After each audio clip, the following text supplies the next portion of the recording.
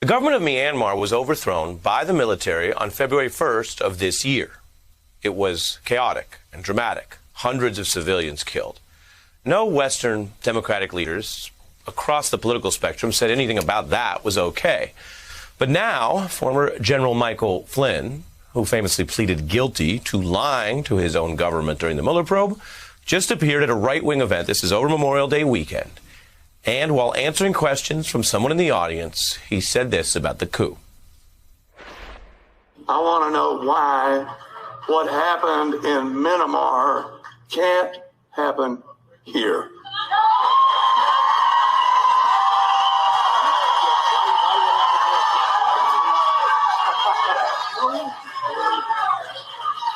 You know, no reason. I mean, it should happen here. No reason. That's right.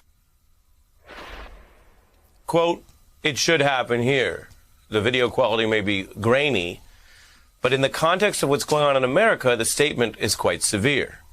Too severe, it turns out, even for Mr. Flynn, who is now backtracking. He says he was misunderstood.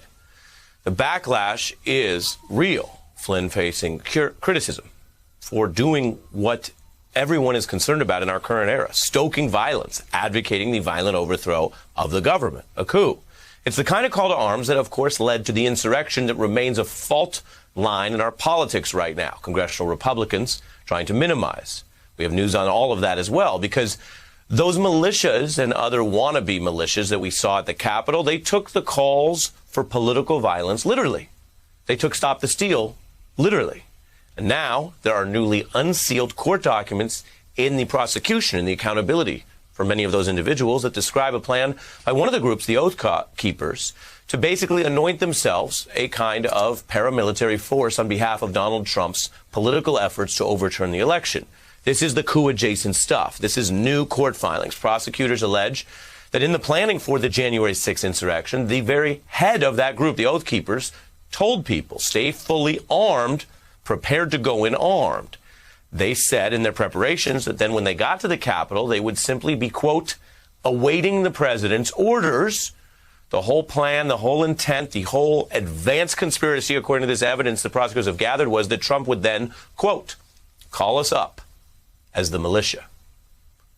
Now, that is just a smattering of new evidence that overlaps with what former Trump officials are saying and doing. There are over 400 of these cases. And I want to tell you something tonight before I bring in our experts on a deadly serious story. The only reason that we in the news can even report on some of those details is because of the prosecutions, because there are individual case investigations. But remember, in our system, each of those cases, according to fairness, is about those individuals involved.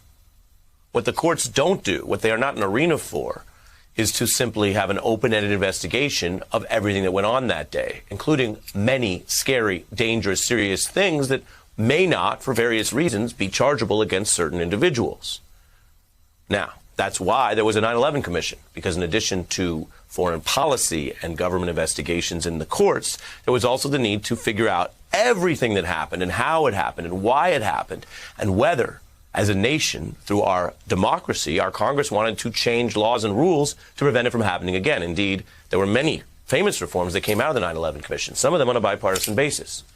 And that's where all of these stories intersect tonight. If the leadership of the Republican Party has its way, there will never be that kind of total investigation of what really happened and who was involved and how many people behind the scenes were politically encouraging the violence to end democracy in America on January 6th.